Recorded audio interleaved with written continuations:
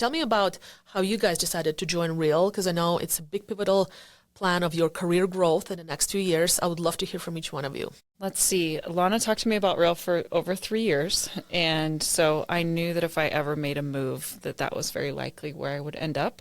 But the thought of making a move was just so stressful. I mean, we had space in the Keller Williams office. All of our signs were very listing heavy. So just the thought of restickering or re-signing our listings was just too much to think about. And we really ran very autonomously as a team. I mean, we pretty much didn't plug into very much of the value with the brokerage. And I think that comes with some changes. I mean, you say that or cloud-based isn't for everybody, but the challenge that I have there to you is like, I don't know that brick and mortar is what brick and mortar was when we were originally there. Well said, yep.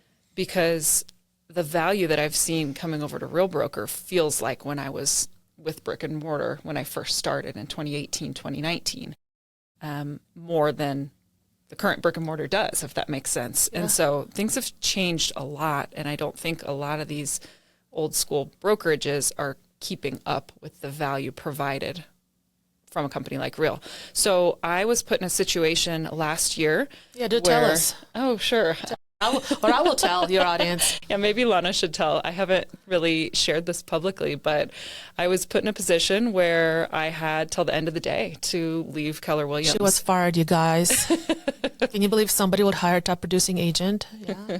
Fire a top producing agent? Fired. Yeah. She was fired by her broker. I didn't even know this was possible. And so essentially, it came down to as especially, I shouldn't say especially, but as a female business owner, we have thoughts.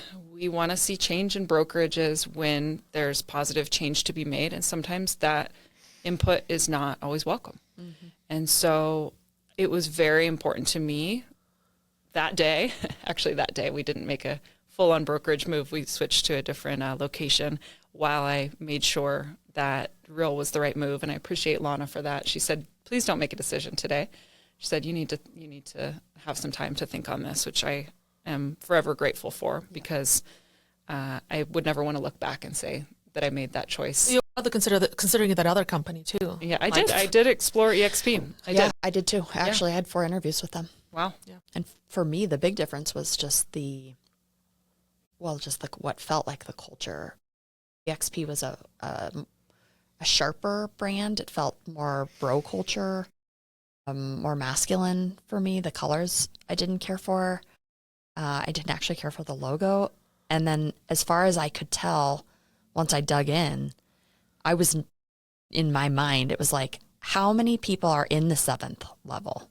And then when you realize there's like 42 people who are in the 7th level of their tiers, essentially I was like, I'm just going to go with the place where I feel like it could go over easier for me. But I did four interviews with Compass, 4 interviews with EXP, and 4 interviews with Real Broker. You did your due diligence. Mm-hmm. Yeah, for me, EXP, I met some amazing people at EXP who I'm still in communication with. Yep.